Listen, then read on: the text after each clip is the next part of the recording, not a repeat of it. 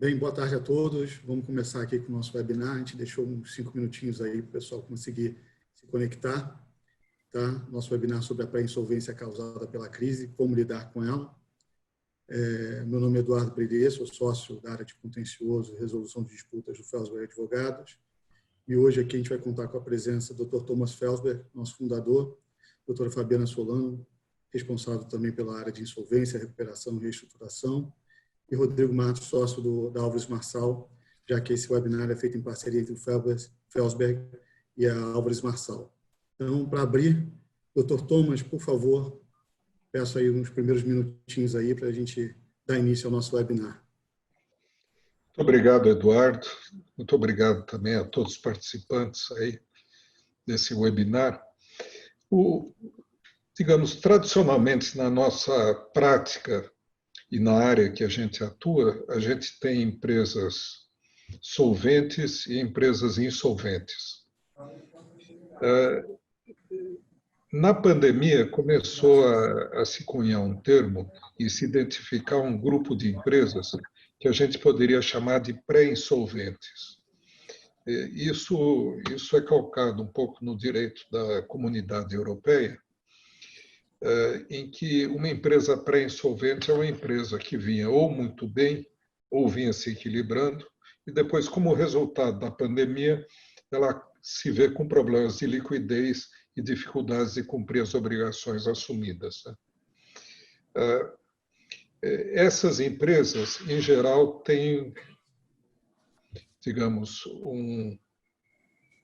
um passado de bastante credibilidade, né, com créditos bancários, com uma atuação normal no nosso mercado e que, de repente, se vêem colhidas de surpresa por essa pandemia, essa crise enorme, né, que os juristas chamam de força maior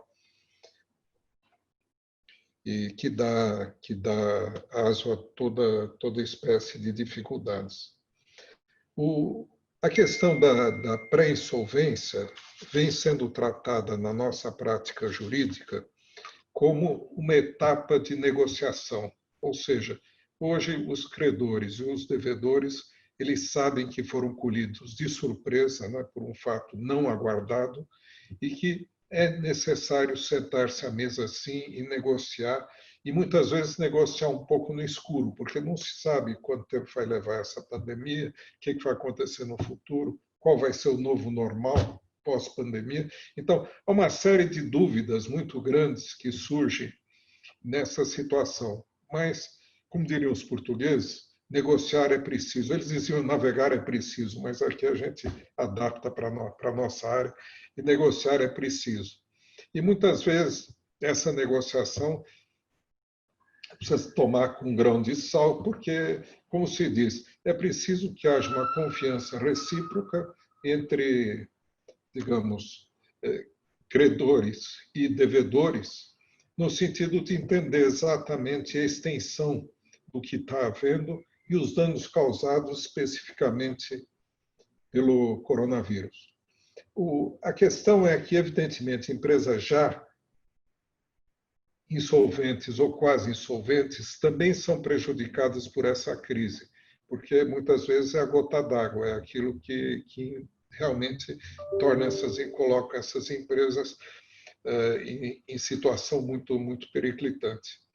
Mas essa oportunidade que temos hoje é justamente de tratar dessas empresas que, de certa forma, vinham bem, algumas muito bem, outras já com alguma dificuldade, mas ainda conseguindo se equilibrar, e como agir e como responder a essa crise, com que instrumentos financeiros, no caso do Rodrigo,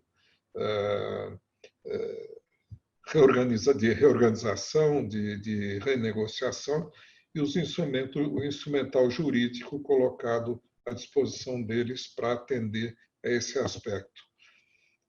Finalizando, há no Congresso um projeto do deputado Hugo Leal. Esse projeto de lei já foi aprovado pelas comissões e está em regime de urgência, então pode ser aprovado rapidamente. cuja finalidade é justamente dar esse espaço negocial quando as partes têm uma dificuldade.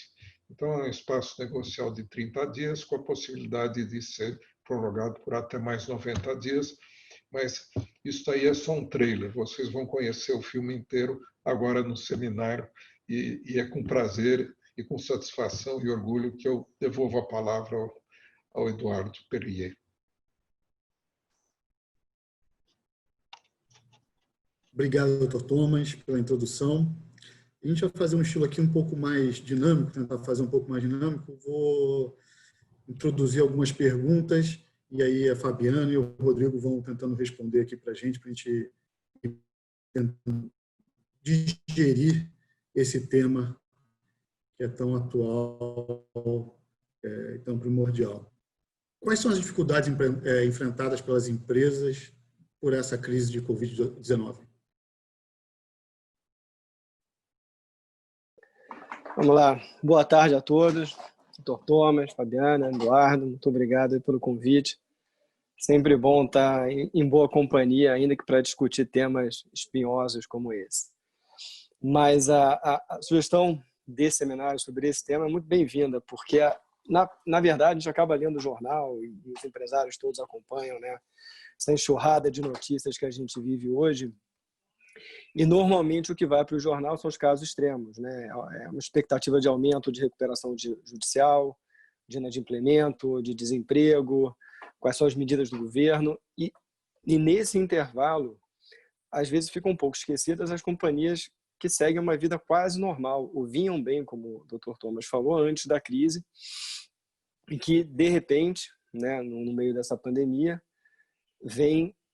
se vê no meio de uma crise, especialmente de liquidez para eles, né? Porque no efeito na empresa é esse, né? A gente teve uma queda de demanda, uma paralisação da economia, e isso tudo vai se traduzir dentro da empresa numa questão de liquidez, né? Aliás, é até interessante, eu não lembro de um ministro da Fazenda, num pronunciamento público, endereçar a questão do capital de giro das empresas, né? Dentre as diversas soluções que vêm sendo discutidas, o ministro Guedes, de fato, falou, olha, as empresas têm um problema de capital de giro.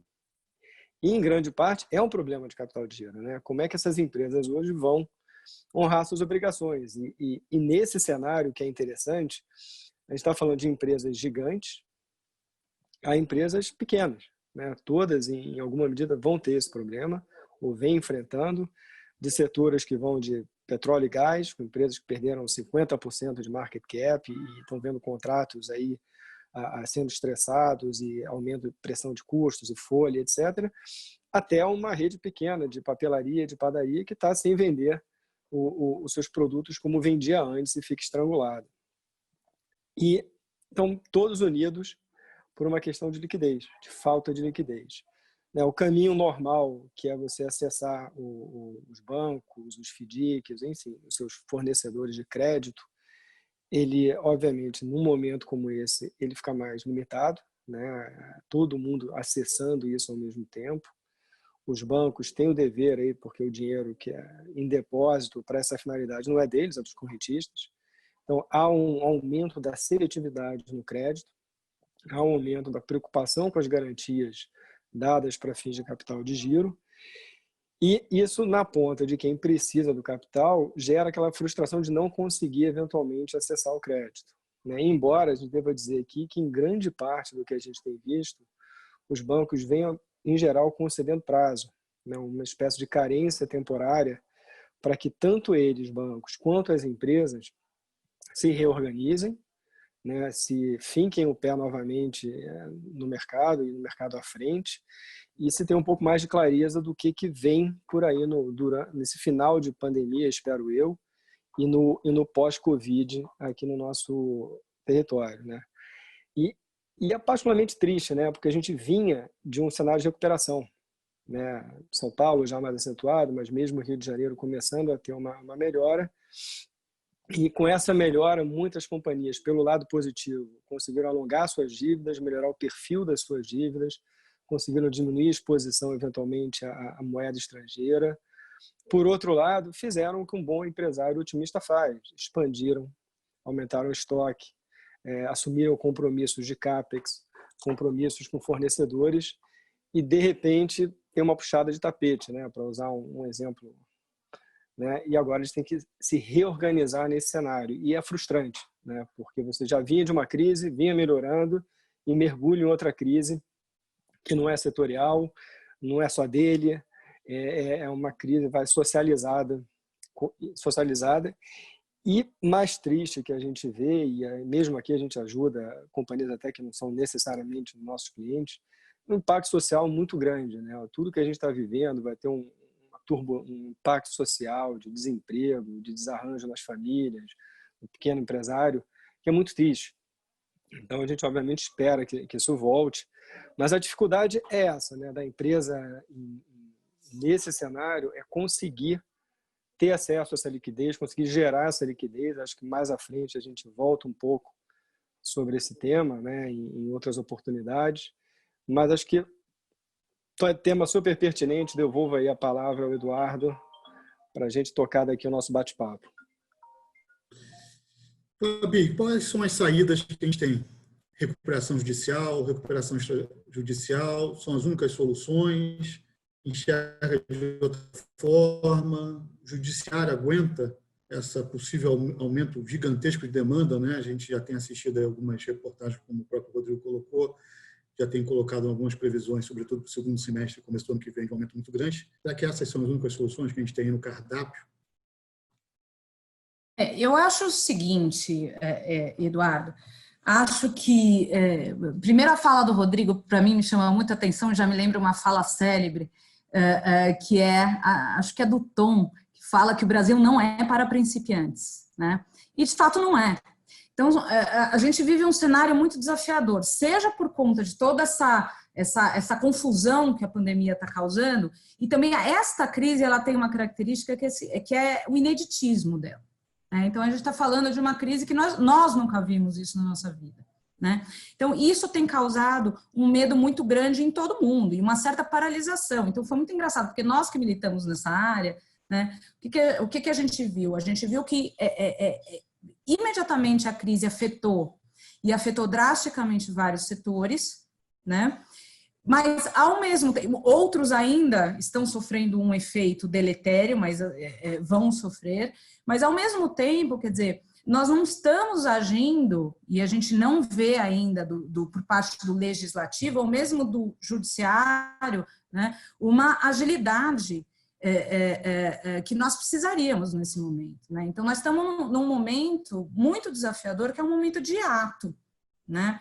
Então, veja, recuperação extrajudicial ou recuperação judicial são as únicas saídas? Não, e eu espero que não, né? Eu acho que essas são as últimas saídas, porque eu acho que existem dois fatores aqui. Existe, primeiro, um mito, né, de que o brasileiro ou qualquer devedor simplesmente iriam direto para uma recuperação judicial. Ninguém quer uma recuperação judicial, porque uma recuperação judicial ela representa uma série de ônus para as empresas. Quer dizer, eu tenho uma suspensão das ações, mas, obviamente, antes de pegar um remédio mais amargo, eu vou começar por um remédio mais ameno, né? Então, o que eu vejo, né? Vejo que, inicialmente, como o Rodrigo mesmo falou, num estado de paralisia, porque nós ainda estamos, quer dizer, tem empresas que já estão começando a agir, agora tem empresas que ainda estão num estado de paralisia, tá certo? Então, o que a gente vê? A gente vê bancos, uma conversa com bancos e uma tentativa de conversa com bancos, tá certo? E os bancos têm realmente sido bastante receptivos, né? Receptivos, seja dando carência, né? Seja liberando recebíveis, seja aceitando, e o que a gente tem visto muito é o seguinte, são negociações que até são meio segregadas, né? Quer dizer, a gente vai por partes. Por quê? Porque a imprevisibilidade e o ineditismo dessa crise são tão grandes que nem nós sabemos e nem as empresas sabem o que elas vão fazer. Porque você não tem condições. Primeiro, você não sabe até quando vai durar, né?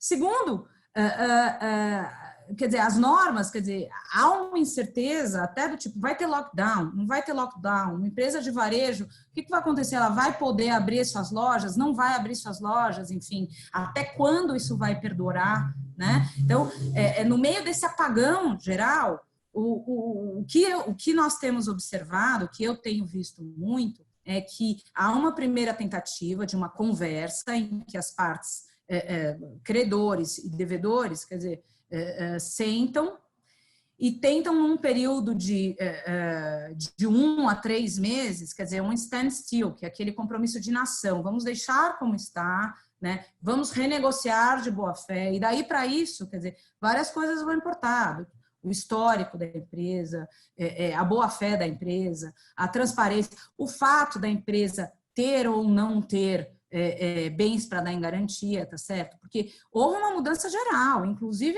na forma de os bancos mapearem os riscos, né?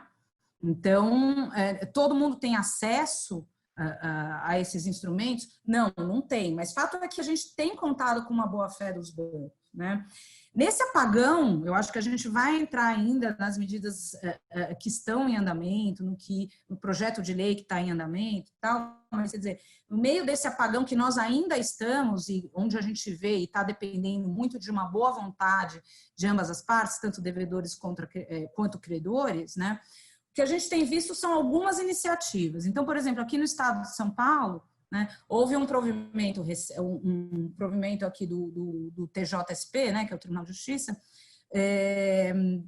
com um projeto piloto de negociação e arbitragem, né? Então, qual que é a ideia? É incentivar que as partes, justamente para não afogar o judiciário, né, que as partes tenham aí uma tentativa pré-insolvência, né? Então, são tentativas de você acertar essa negociação, equacionar minimamente com seus principais credores, né, antes de partir para um remédio mais amargo.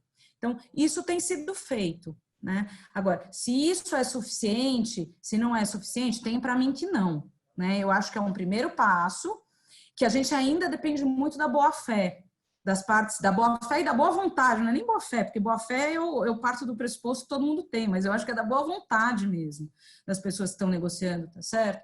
Então, é uma situação ainda muito incerta, de fato gera muita incerteza, né?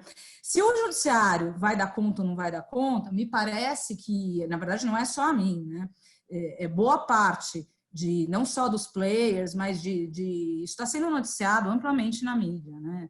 Na verdade, a expectativa é que o judiciário não vá dar conta, tá? Agora, nem isso é objeto de consenso, tá? Porque na semana passada eu estava despachando com um juiz de São Paulo e, segundo ele, umas previsões que foram feitas é que o judiciário ele daria conta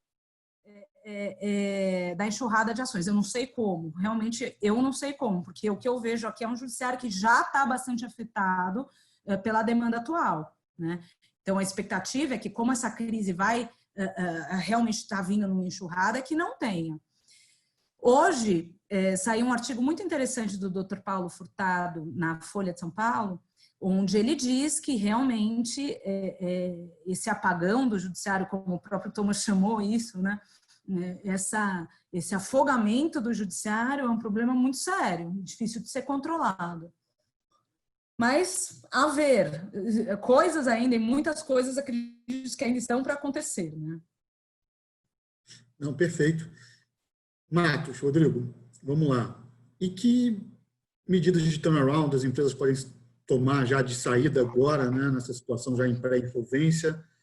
Pelo que a Fabiana já colocou, falou um pouco sobre bancos, tomada de crédito, você também falou um pouco do problema de caixa, até citou um pouco o nosso ministro da Economia, Paulo Guedes. Necessariamente vai passar por uma tomada de dívida? Qual a dificuldade em tomar uma nova dívida, ter um dinheiro novo dentro das empresas? Né? Vamos lá. E eu talvez pegue um gancho aqui já da própria Fabiana, né? Acho que é importante separar as medidas das companhias em eventos que são externos e questões que são internas das companhias. No final do dia, toda a crise passa, essa vai passar, né? A gente não sabe exatamente o que vem depois, mas ela vai passar. E as crises são catalisadores de mudanças também. Então, óbvio, existem os mecanismos legais, né? E eles devem ser analisados, eu vou falar um pouco disso. Mas, acima de tudo, a companhia tem que olhar internamente para ela agora e ver, olha, o meu negócio fazia sentido antes? Sim ou não? Ele faz sentido agora? Ele vai fazer sentido depois? Como que eu melhoro a minha empresa? Né? A gente brinca um pouco que a empresa que já passou por uma crise tende a passar melhor pelas outras crises, que ela já fica com um reflexo corporativo de buscar certas ações para lidar com crises, que normalmente as crises vêm com um problema de liquidez. Né? Hoje, dificilmente você vai resolver todo o problema de liquidez das empresas pré-insolventes ou de diversos setores com instrumentos tradicionais de crédito junto aos principais bancos. Né? Há uma seletividade. Algumas dessas empresas pré-insolventes, elas não estão insolventes, mas elas talvez já não tenham mais balanço para aguentar novas linhas de crédito nesse momento. Então, pelo lado da dívida, acho que mais à frente vai ser um cenário interessante, a se manterem as taxas baratas, né, baixas, como a gente tem visto hoje, mas vamos ter que observar a abertura do spread, como é que vai ser a questão de garantias que a Fabiana falou, mas talvez dívida volte antes do equity. Né? Houve uma perda de riqueza aqui muito grande, para você ter novos investimentos dos próprios acionistas, etc. Então, tem potencialmente o capital estrangeiro, né? O Brasil, teoricamente, está barato em dólar, mas o Brasil também tem outros desafios internos, para além da pandemia, que tem que ser equacionados para você realmente ter uma aceleração do investimento estrangeiro aqui, propiciar M&As e novas entradas de capital. Mas internamente, no turnaround, né, a gente tem alguns pilares principais, né? E pegando o gancho da Fabiana, um deles é a transparência, é a comunicação, né? A empresa que nunca não se comunicava bem, não tinha um bom relacionamento bancário, não era transparente nos upsides, nos desafios, nas dificuldades, nesse momento agora vai ter mais dificuldade, porque ela vai ter que criar um relacionamento no meio da crise que ela talvez tivesse que ter tido antes. Tá? Isso reflete também na cadeia produtiva, de você ter o apoio dos seus fornecedores para vencer a crise, de você ter a colaboração dos seus funcionários para aguentar uma redução salarial, como a medida provisória permitiu, para negociações sindicais. Então, transparência, objetividade, boa-fé no trato, como a Fabiana falou, são moedas importantes num momento como esse. Né? E elas acabam servindo de alicerce uma série de outras medidas. Obviamente, num momento como esse, a gente tem que fazer um ajuste de liquidez e de adequação do capital. Né? Grandes investimentos de capital, de CAPEX, têm que ser revistos. É o caso de fazer agora. Né? Por outro lado, a gente tem que monetizar no momento disso o que é monetizável. Tem uma disputa judicial que eventualmente eu consigo resolver rápido, resolve. Tem um depósito recursal que eu nunca prestei atenção, vamos lá pegar esse depósito. Tenho a chance de colocar um CRA, um outro título, que ainda tem mercado setorial para aqui, vamos fazer. Não é só uma questão de balanço, né? A gente está falando de perenidade da companhia. Então, ele vai ter que aliar essa questão da liquidez com uma visão do negócio dele à frente. Então, a proteção do caixa, obviamente, nesse cenário, com a liquidez que você gerar, que você já tiver, é importante. Você tem companhias que têm uma gestão super descentralizada. Num momento desse, tem que centralizar. Você tem que fazer a expressão sala de guerra, é usada há séculos, não é à toa. Você tem que juntar os seus executivos-chave, você tem que ter uma gestão de caixa ativa, você tem que saber o que você tem que pagar, o que vai reverter em novo caixa para você, ser seletivo também, ser duro com você mesmo no uso desse seu caixa. Isso vai ser importante. O que garante a perenidade da companhia caixa. Você não paga folha com carro, você paga com uma TED, você tem que ter dinheiro, né, para fazer isso. Então, caixa é importante. A renegociação com os credores e fornecedores é importante. Né? Muito se fala aí, uma questão de força maior, uma questão de MAC. Podem ser caminhos? Podem. Mas, eventualmente, quer dizer, como é uma pandemia que gerou efeitos para todo mundo, talvez a negociação não precise passar por esses remédios mais drásticos, ou seja, um realinhamento de objetivos, um realinhamento do que é a demanda para o momento e qual é, então, a necessidade de compra para o momento. É importante. Você conseguir fazer um equilíbrio com seus fornecedores nesse momento é muito importante. Quer dizer, só se financiar em cima da cadeia de fornecedor e levar essa cadeia ao ponto da ruptura vai inviabilizar a sua retomada lá na frente. Então, é um equilíbrio tênue nesse ponto. Tem que ser inteligente, tem que ser de boa fé, como a Fabiana falou. Obviamente, tem que reavaliar todas as opções de reestruturação. Numa hora dessa, não tem tabu. Venda de um ativo querido, descontinuidade de uma unidade de negócios que era promissora, mas que nesse momento não faz sentido. Fazer um M&A, concluir um M&A com preço que eventualmente não era interessante de uma parte do seu negócio, pensar em consolidação. Tem empresa que tem dinheiro, que tem caixa, e eventualmente pode usar esse momento para ganhar market share. E ao mesmo tempo tem que defender o seu market share. Tá? Então não pode ter tabu nessa discussão, tem que pensar tudo. Óbvio, tem que descartar as medidas que sejam eventualmente duras demais para esse momento, mas você tem que saber quais são as suas opções e perseguir aquelas que fazem mais sentido, né? E o norte desse sentido é a tua liquidez, é o seu caixa, né? Você tem também que buscar vendas, né? Você não vive só de redução de custo, né? Você tem que olhar o top line, tem que ver se você consegue fazer vendas emergenciais, ajustar o seu mix. Será que você está explorando o e-commerce? O e-commerce no Brasil cresceu uma barbaridade. Será que você pode estar lá? Será que esse é um caminho? Questão dos tributos. O governo facilitou algumas coisas. Tem muita empresa que deveria falar com seus advogados para ver como fazer esses parcelamentos, para não fazer bobagem agora, né, na hora de eventualmente não pagar um tributo ou incorrer em apropriação indébita e ter problemas mais sérios lá na frente. Então, tem uma série dessas medidas, né, e terminando aí com as reduções de custos, né, todo mundo dessa crise vai sair mais endividado e provavelmente mais empobrecido. Então, temos que sair mais magro também. Então, cortemos os custos, né?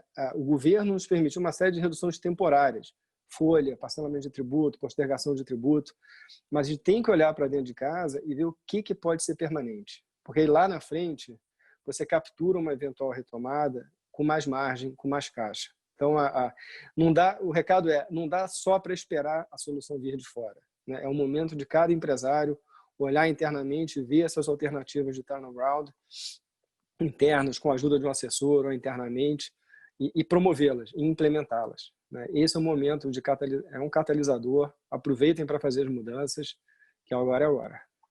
Tá? Eu devolvo aí a pergunta para o Eduardo e seguir adiante.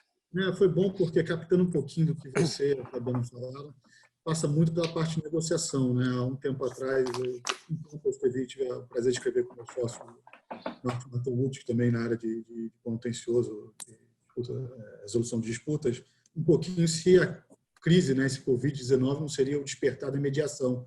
Mas não a mediação que a gente conviveu até pouco tempo aqui no Brasil, que era mais um encontro e com poucos objetivos, ou pouca transparência, ou boa-fé das partes em resolver, por meio de uma mediação mesmo, essa resolução.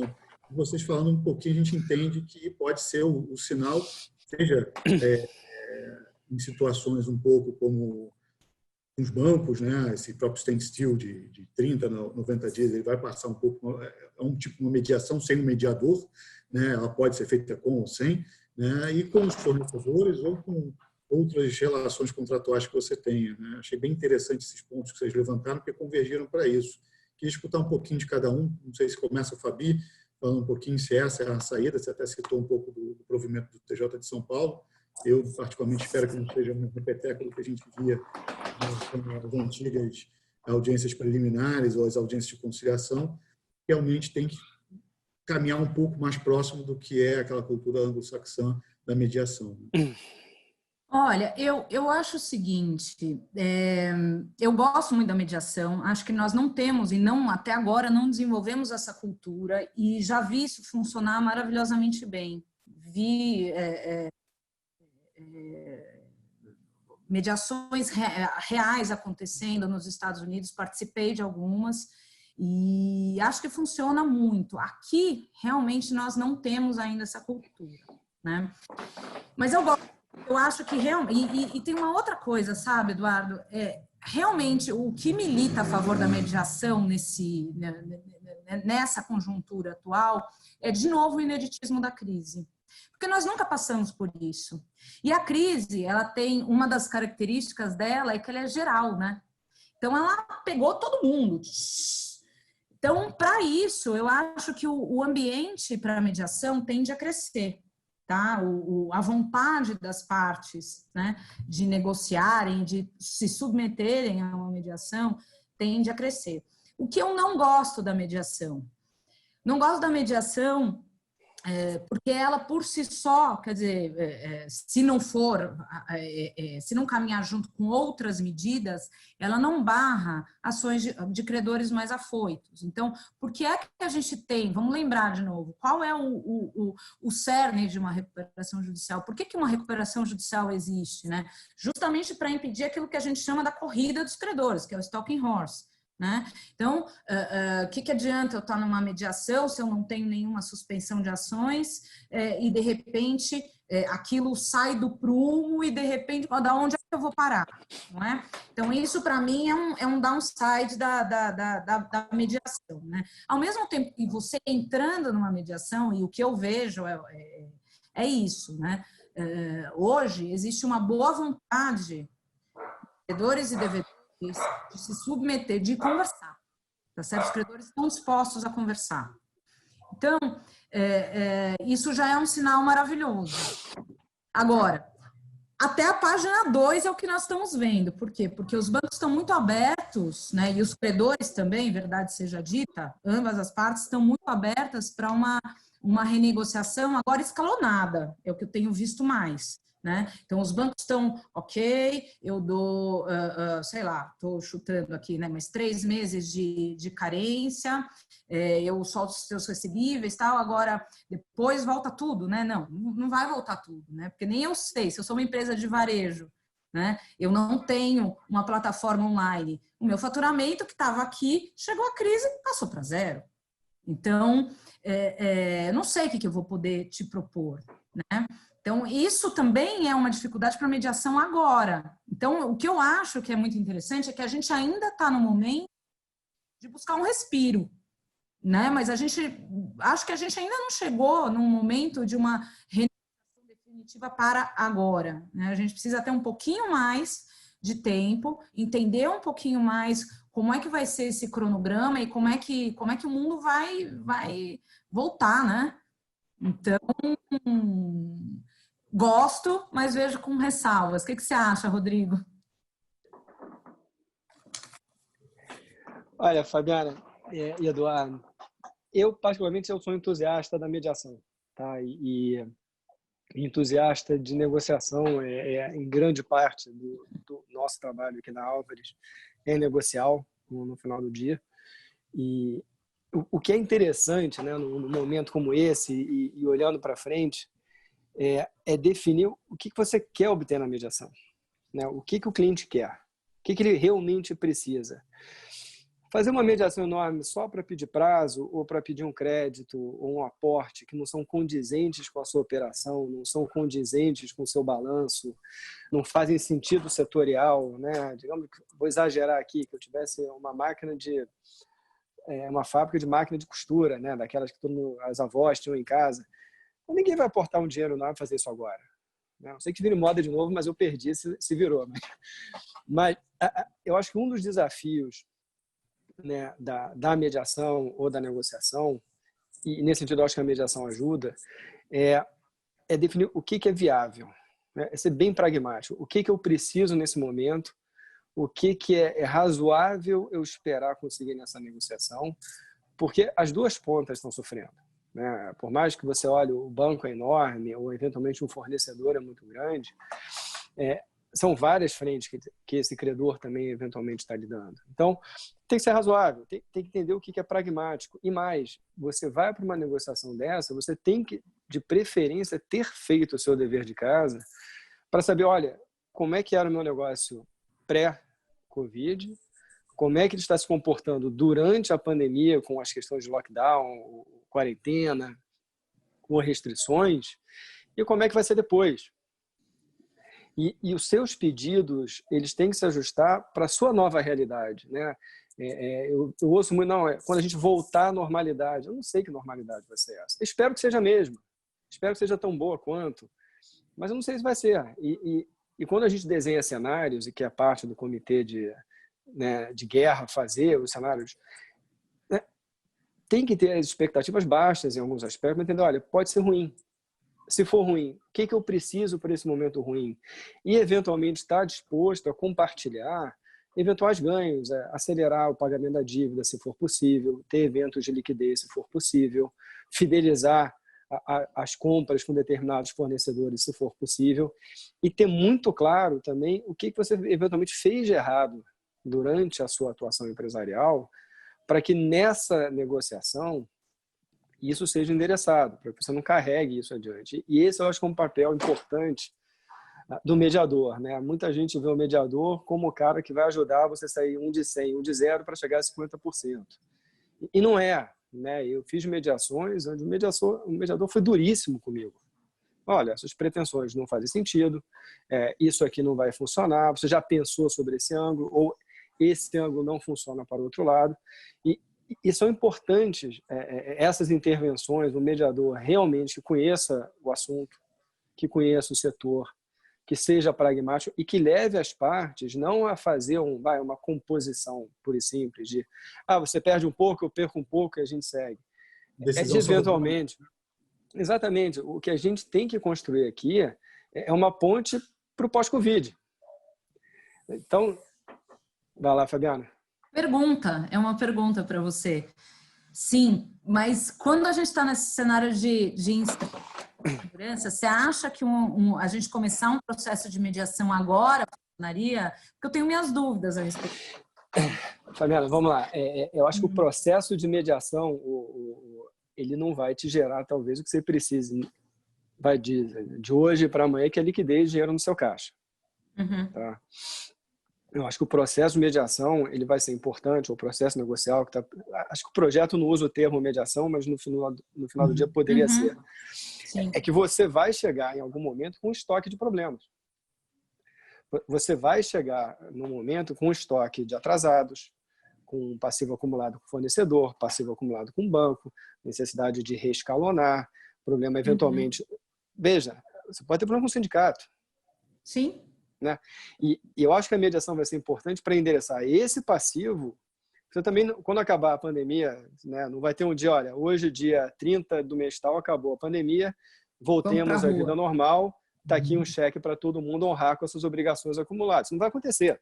Exato. Então, eu acho que essa negociação é importante para você pegar esse estoque, reequacionar e redirecionar para uma nova realidade, para um novo momento da sua empresa, um novo momento da economia. O que vai resolver a sua liquidez imediata são as medidas que a gente já falou. Deixa eu introduzir uma questão aqui que me incomoda um pouco, e acabou que desde o Dr. Thomas, desde a introdução, Fabiana, você, Marcos, acabou de tocar no PL, que a gente tem visto desde o prenúncio dessa crise, porque ela não começou aqui, né, na verdade, a pandemia ela vem de outro continente, até chegar aqui, é uma profusão de normas que têm sido criadas, né? E que parecem que elas não se conversam. Você citou aqui, o Dr. Thomas citou, você citou, a Fabiana citou, do projeto de lei do deputado Hugo Leal para reformular um pouco a lei de recuperação judicial das empresas. Mas tem um outro que saiu ontem para a sanção presidencial, que cria um regime especial, privado, específico para a pandemia. Vira e mexe tem uma medida provisória que é lançada e que a gente não sabe se ela vai ser validada pelo Congresso dentro do prazo constitucional, ou o próprio projeto de lei, se ele vai ser vetado, em que condições vai ser vetado e se o veto vai ser mantido, né? Então, ou seja, a gente navega por águas um pouco, vamos dizer, turvas, né? Fabiana, você acha que a gente tem arcabouço para aguentar essa situação hoje? Precisamos de mais alguma coisa ou teremos que ser extremamente criativos? Eu acho que o fato de nós não termos uma articulação política em todos os níveis, né, do país, quer dizer, em todas as esferas, tanto municipal, estadual e federal, eu acho que prejudica. Tá? Acho que prejudica bastante. E acho que gera um estado de confusão e, quer dizer, as próprias empresas ficam atônitas, né? Porque falam assim, putz, mas e agora? O que eu vou fazer? Para que lado eu vou? Né?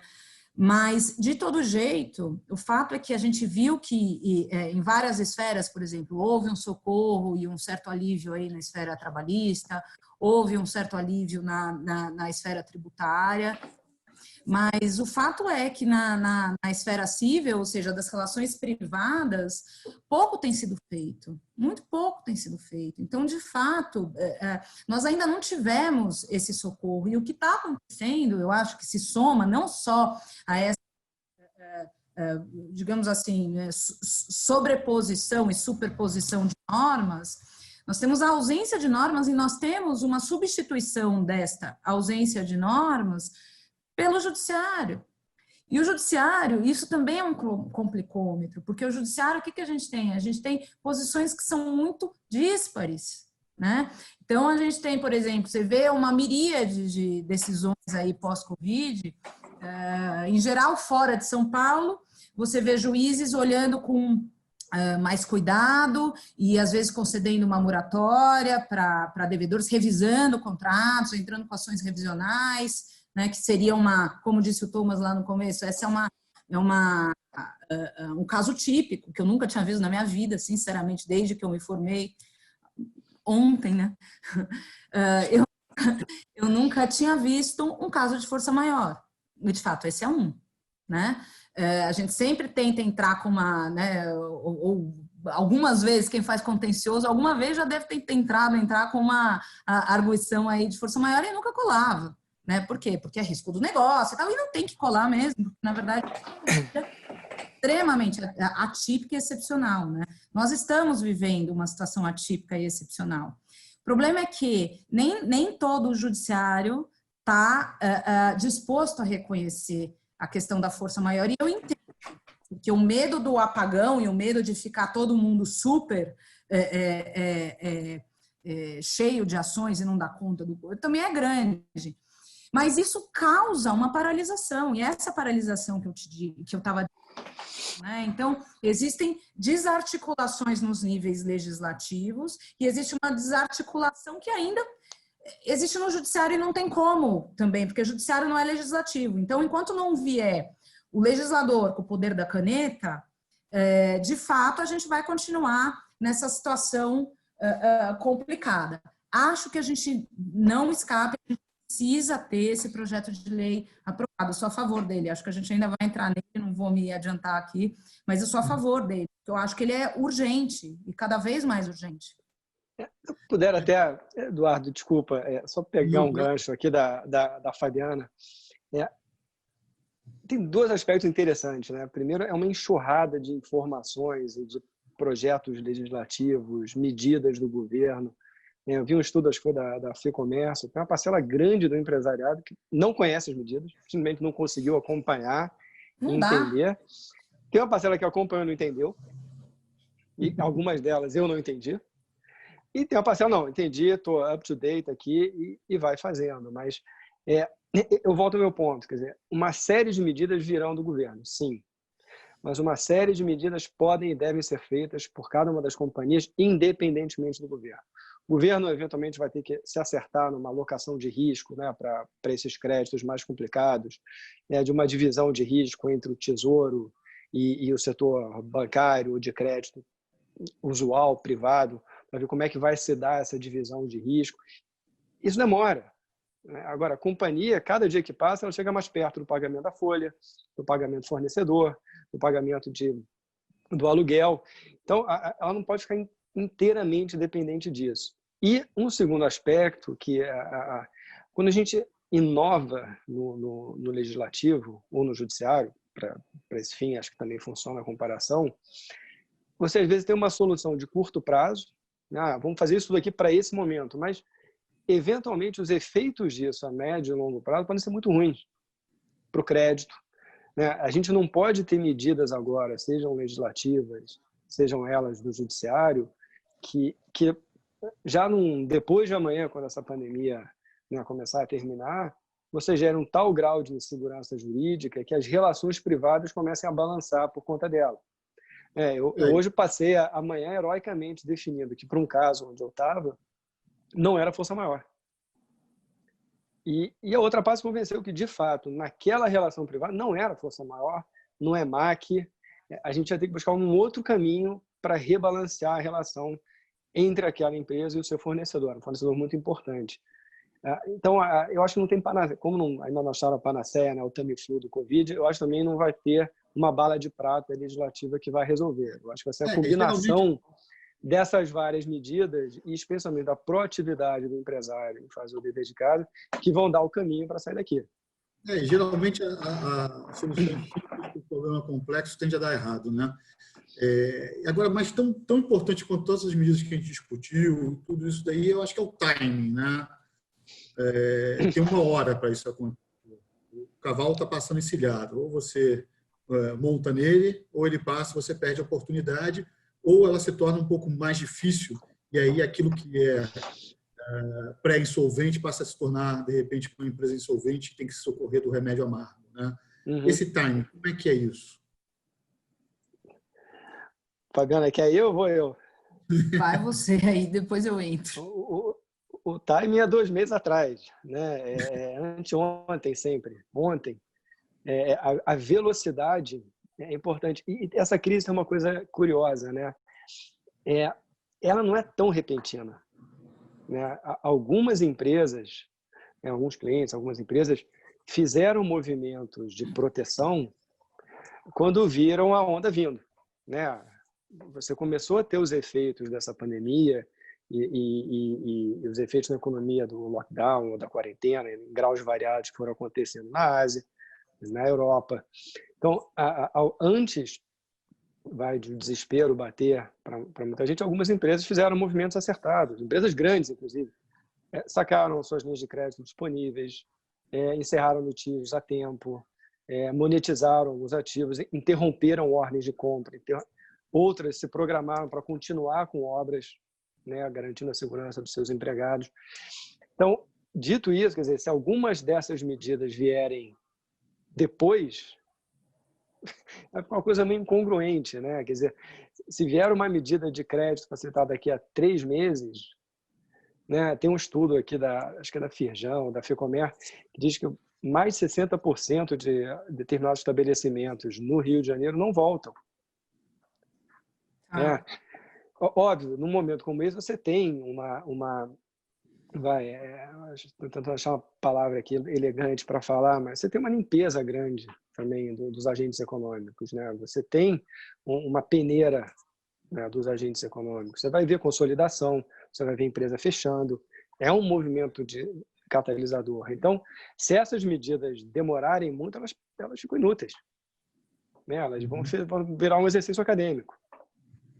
Fala um pouquinho para a gente, Fabiana, um pouquinho desse projeto de lei, a modificação um pouco, o que ele traz de diferente, o que ele pode trazer de luz um pouco nesse... O projeto de lei, porque eu acho que pegando o gancho também, por que eu falei que esse projeto de lei precisa sair, eu acho que ele precisa sair do papel? Eu concordo com o Rodrigo, que não tem bala de prata aí, não tem nenhuma medida que vai operar milagres, tá certo? Mas, em primeiro lugar, eu acho que o PL ele vem ao encontro do que de todas essas medidas. Então, nós estamos, acho que tem um consenso entre todos nós aqui que a negociação é extremamente necessária e bem-vinda entre as partes. E as partes estão dispostas a negociar, né? Então, eu acho que o projeto é bom porque o projeto ele permite e daí ele junta um pouco os dois fatores que eu estava falando da questão da mediação, né? Que eu tenho umas certas dúvidas, porque a mediação, eu acho que ela deve ser encorajada, deve ser levada adiante. Né? Ao mesmo tempo, quer dizer, os credores mais afoitos, eu não consigo segurar. Então, a ideia do projeto, em linhas gerais, sem entrar em muitos juridiquês, em muitos detalhes, é criar uma gradação, né?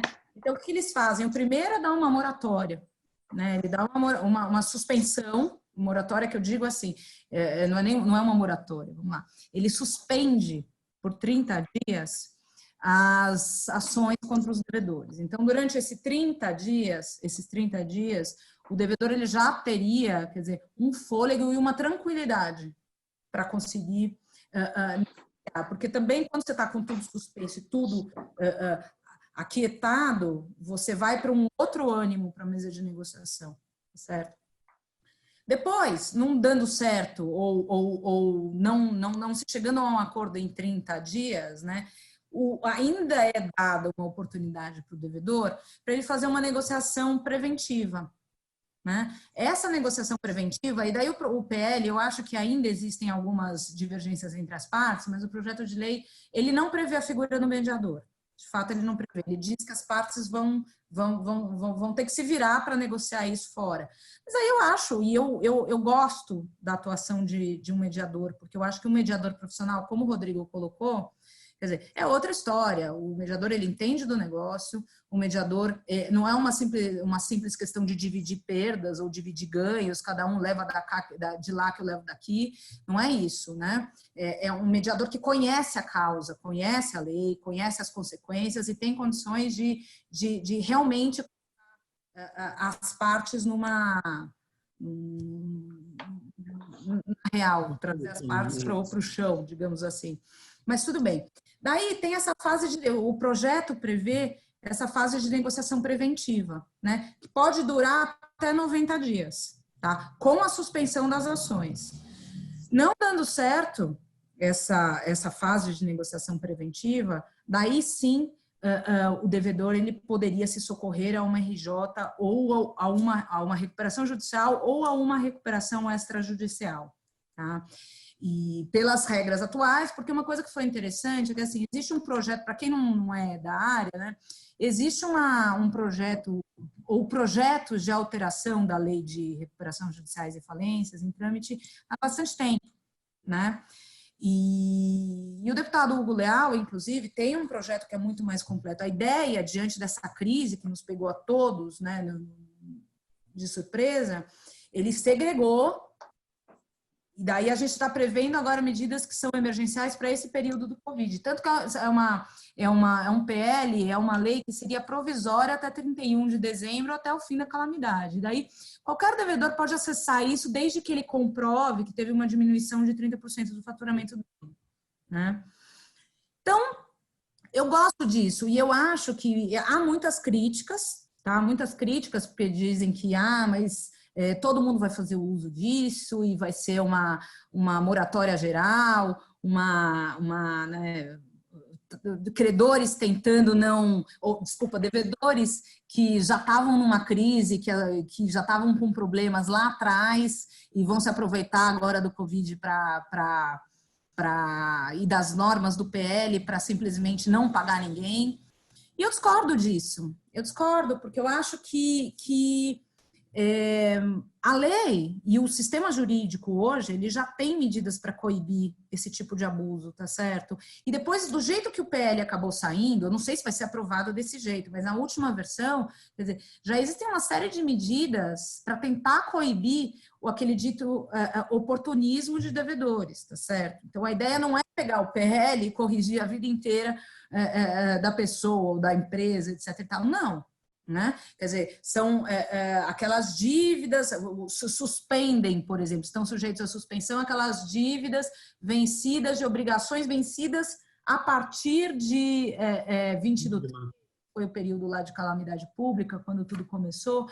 Enfim, eu vejo as medidas com bons olhos. E mais, eu não acho que nem eu li hoje num artigo, né, que há algumas opiniões no sentido de que esse projeto de lei, por estabelecer esses steps escalonados para uma recuperação judicial, então seja a suspensão das ações por 30 dias, depois mais 90 dias para negociar a dívida e só depois, se não der certo, ir para uma RJ, que isso afogaria muito o judiciário. Por quê? Porque as RJs, de fato, que começariam agora, elas se estenderiam no tempo, tá certo? Mas eu discordo disso. Porque eu acho que essa negociação preventiva, no fundo, seria, e eu acho que será, a medida a medida principal a ser escolhida pelas partes, entendeu? Porque, de novo, a RJ não é um presente. As pessoas acham que a RJ é presente, ou recuperação extrajudicial é um presente. Não é. A recuperação é um remédio ardível. Talvez, Fabiana, até essa negociação prévia, ela ajude, no caso de virar uma recuperação judicial, já ter um caminho já percorrido de entendimento para que no eventual assembleia, né, o plano de recuperação saia de uma forma mais rápida ou mais limpa, ou já mais, vamos dizer assim, pré-negociada, para que aquele prazo, o standstill lá, o stay period dos 180 dias, não precisa ser prorrogado e a solução saia mais rápida. Mas antes um pouquinho daqui da gente fazer um caminho das perguntas, eu vou botar uma saia justa. Fazer uma pergunta capciosa aqui para ele. Eu devolvo para a Fabiana, hein? Eu passo para o Thomas, que está quietinho. É uma pergunta minha aqui que me veio aqui, e que é o seguinte: a gente vê muita pressão para se reabrir, né, os negócios, as coisas voltarem, e eu não sei se, pelo que eu tenho visto, conversado, né, a gente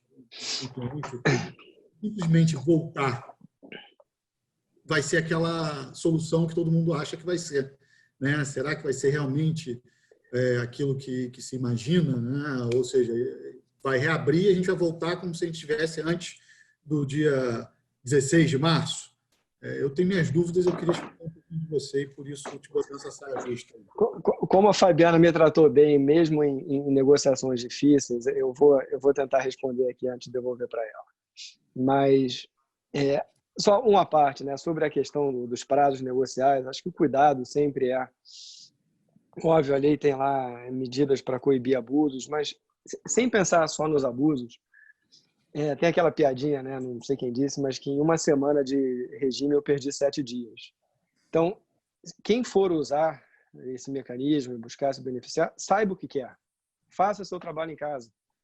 Mude a sua companhia, veja suas oportunidades e entre nessa negociação para efetivamente buscar um resultado alinhado com a sua nova realidade. Não use, né, como protelação, ou para simplesmente pedir o máximo possível e como uma alavanca pura e simples. Use bem, né? Faça o regime durante a semana, de fato, e aproveite o prazo, né? Se vem um remédio, use bem o remédio. Né? Mas voltando aqui para a sua pergunta, Eduardo, a gente tem algumas questões interessantes. Eu não sei se eu tenho respostas, mas quando for liberalizada a pandemia, ou for flexibilizada a restrição, óbvio, as pessoas querem sair de casa. Né? Óbvio, os empresários querem produzir. O empresário brasileiro é muito otimista. Né? Apesar das sucessivas crises e trancos e barrancos, é um empresário, em geral, otimista. Mas, dito isso, o que a gente tem visto? Índice de confiança do consumidor, índice de confiança do empresário industrial, varejista, perto de níveis de baixa histórica. Né? Então, você eventualmente, né, eu já vi pessoas falando, economistas falando, de que você pode ter um pequeno boom de consumo pós-quarentena, né, onde as pessoas voltam para a rua, buscam uma certa normalidade, mas não se sabe se isso é sustentável, porque isso vem acompanhado também de desemprego, de empobrecimento. Tinha gente que tinha economia em bolsa, bolsa despencou, metade da riqueza foi embora. Né? Talvez o muito rico, né, a classe AA, tenha condições de manter certos níveis. Mas para os assalariados ou aqueles que perderam o salário, fazer grandes dispêndios, grandes consumos, talvez seja uma questão interessante. Você também vai ter temas para serem endereçados sobre como volta o consumo. Né? Eu ouvi palestras dizendo, olha, vai mudar tudo no consumo. E eu ouvi gente dizendo, olha, o consumo vai ser mais ou menos o mesmo, mas vai mudar o ambiente do consumo. Né? Agora, as companhias vão enfrentar desafios. Quer dizer, as companhias, especialmente aquelas que atendem ao público, vão enfrentar grandes desafios. Eu tenho um restaurante, como é que eu dou segurança para o meu cliente? Eu tenho uma fábrica, como é que eu dou segurança para o meu empregado, para o meu fornecedor? Só para ver que isso é um ponto interessante. Essas companhias vão ter que adotar protocolos de segurança que eles vão ter que desenvolver, né, com consultores ou internamente. A medicina do trabalho, que talvez antes fosse vista como centro de custo, seja fundamental para você viabilizar a retomada de certas atividades, de certos protocolos. Você tem atividades de risco, como plataformas, que estão passando hoje, enquanto a gente conversa, por uma revisão de todos os protocolos de segurança para garantir que aquela atividade continua com segurança. Cinema, teatro, Como é que vai funcionar? Provador de loja de roupa.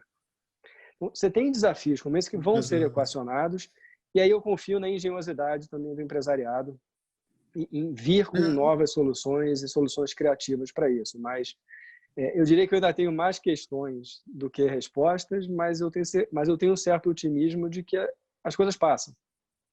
E nós sobrevivemos.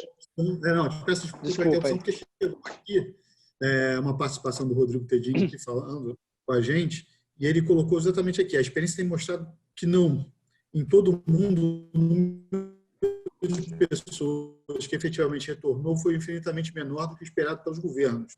Na França, esperava um retorno de 25%, o número chegou a 10%. No Sul, abriram shoppings e as compras ficaram 80% menor do que época pré-pandemia. Ou seja, é um desafio, né? A gente não sabe realmente do pós-pandemia. Mas olha que interessante, né? Você tem estudos que mostram que para aqueles negócios onde isso é possível, em que um cliente multicanal, omnichannel, né, que é um nome bacana, esse cliente consome 30% a mais do que o cliente de um canal só. Então, se você tem um negócio, você consegue funcionar nos dois ambientes, é um caminho. Agora, se você tem determinadas atividades que só funcionam como ocupação, um consumo, vai de 70% para cima e você vê obrigado a funcionar na base de 15%, 20%, você tem que realmente repensar aquela atividade. É o que eu falo. Num cenário como esse, não adianta você pedir só mais crédito ou só mais dinheiro. Você tem que apresentar para o seu parceiro, para o seu credor, para o seu banco, olha, eu reimaginei o meu negócio.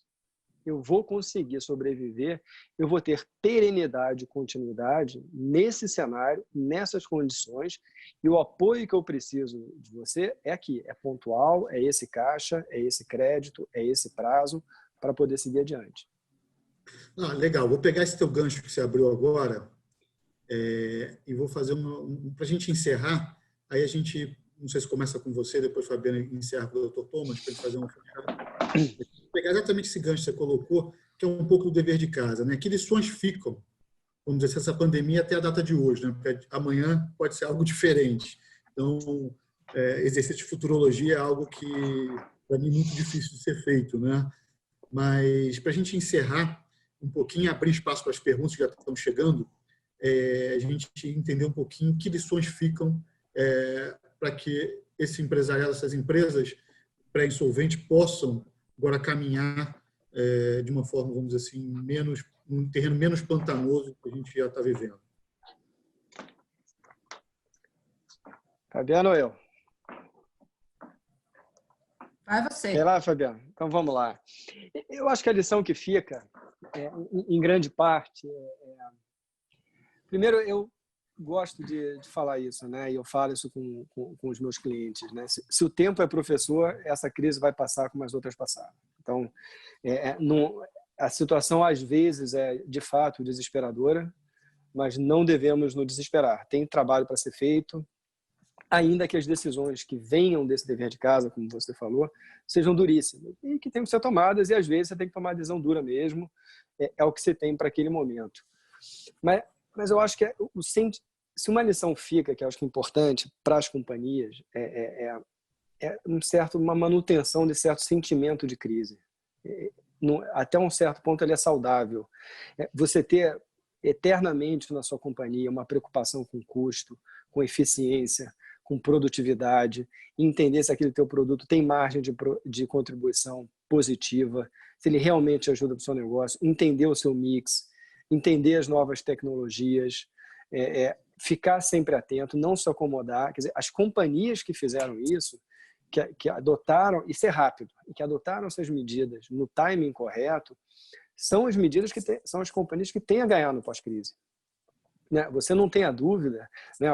Às vezes o noticiário é focado nos perdedores e nas derrotas e nas notícias ruins, mas você vai ver vencedores, companhias que passaram por isso e que vão crescer.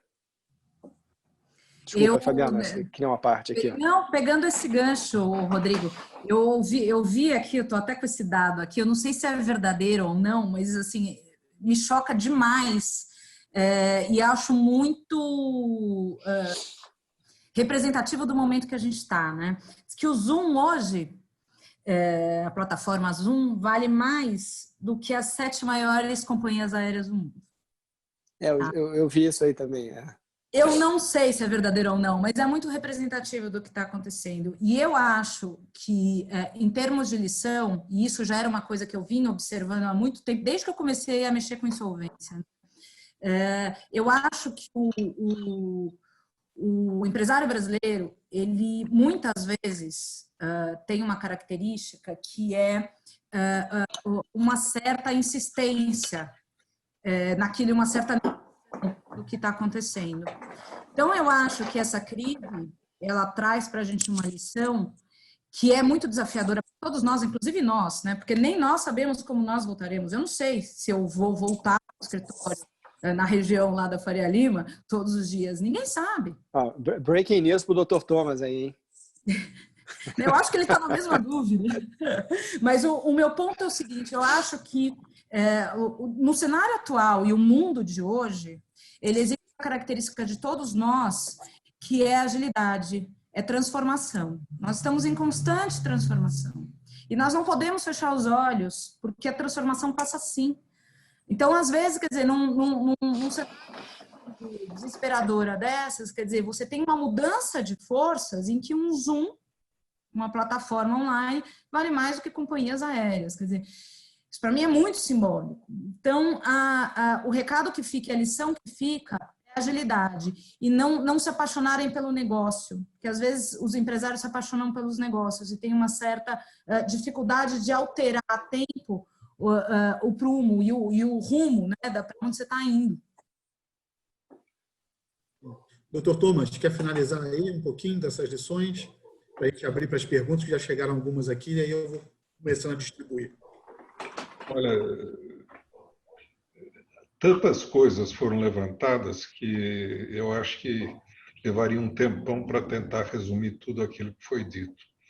Então, como comentário final, eu gostaria de passar uma reflexão que, no fundo, e eu acho que isso foi dito de diversas formas pelo Rodrigo e pela Fabiana, o que interessa no negócio é o elemento humano.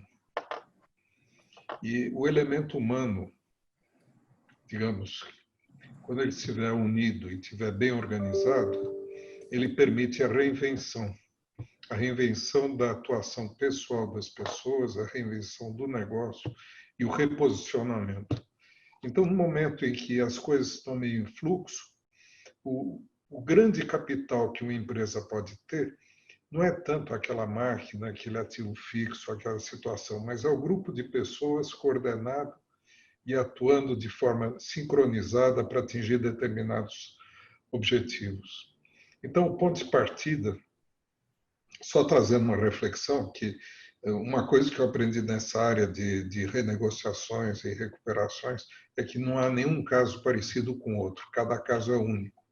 Mas a reflexão é essa, que no fundo, o que interessa realmente é o grupo de pessoas que se uniu naquele empreendimento e que tem a capacidade de se reinventar através de inúmeras técnicas, modalidades e situações.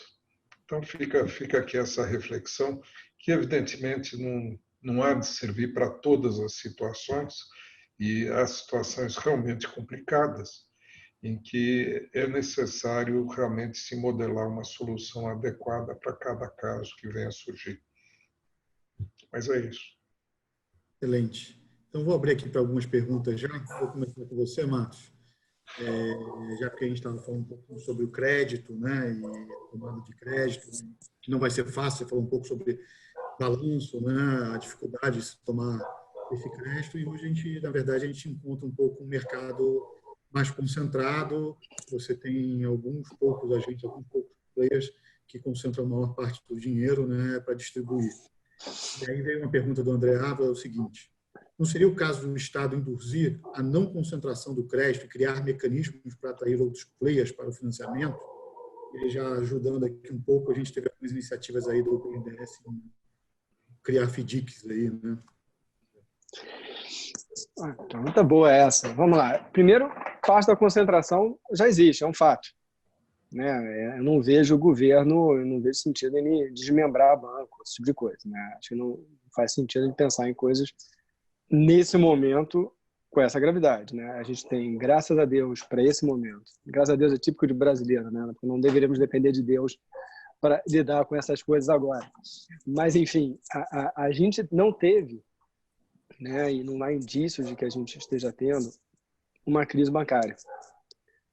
Então, isso ajuda muito o nosso momento. Então, a gente tem uma concentração, sim, mas tem agentes financeiros muito sólidos também. De novo, o dinheiro que o banco empresta é o dinheiro do correntista. É bom que tenha um zelo ali, né? Agora, existem outros players no mercado. Existem os FDICs, existem os bancos menores, de nicho, bancos industriais. Agora, cada um deles tem o seu dever de crédito, tá?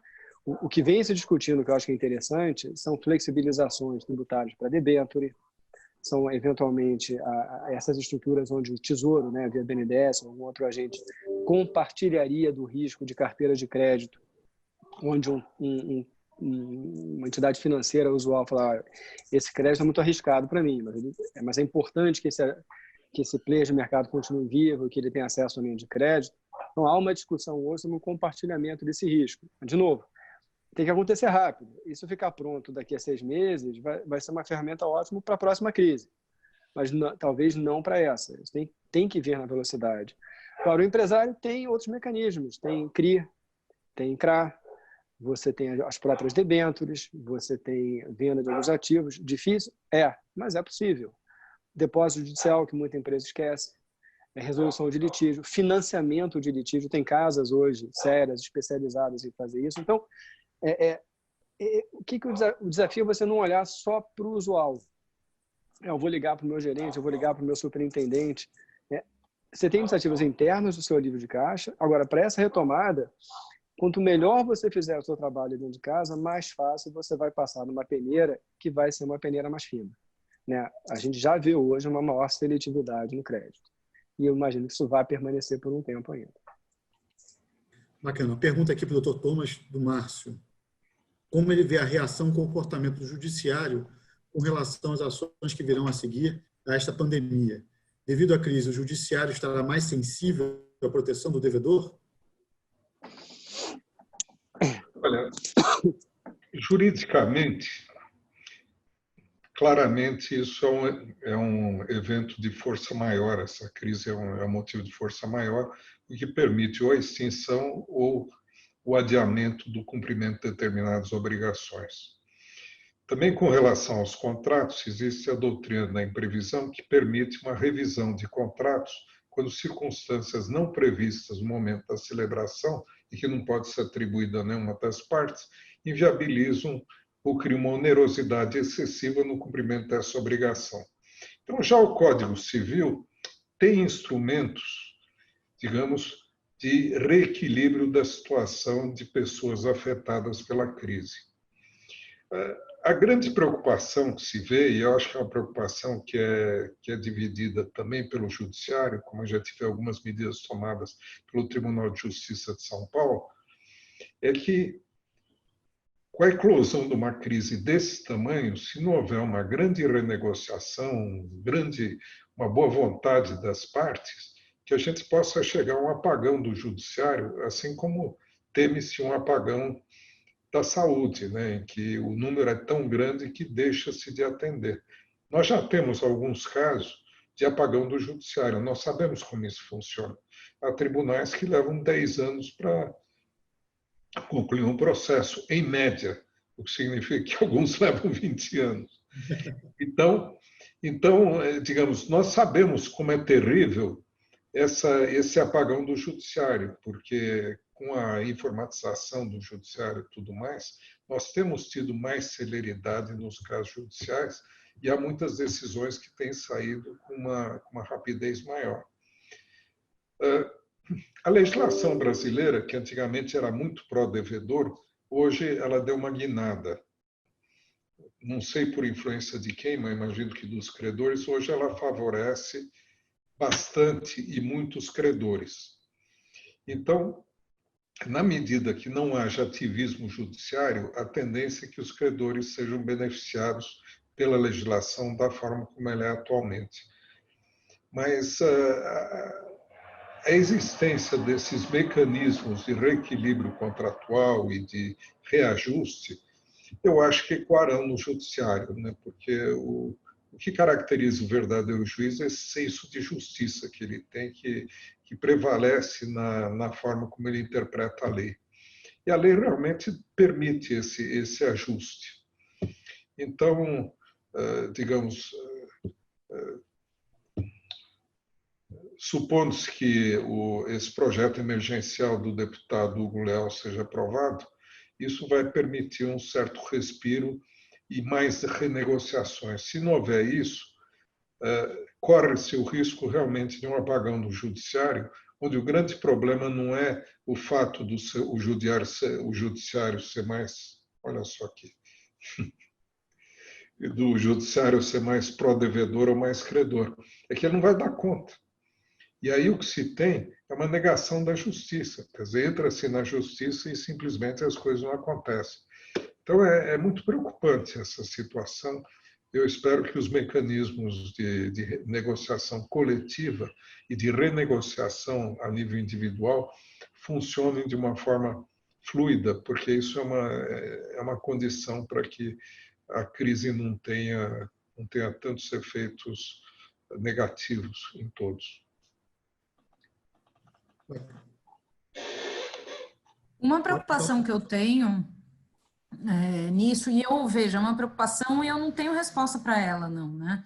Mas, supondo que esse projeto de lei seja aprovado, e vamos supor, se ele for aprovado semana que vem, ou daqui a 2 semanas ele esteja em vigor, né?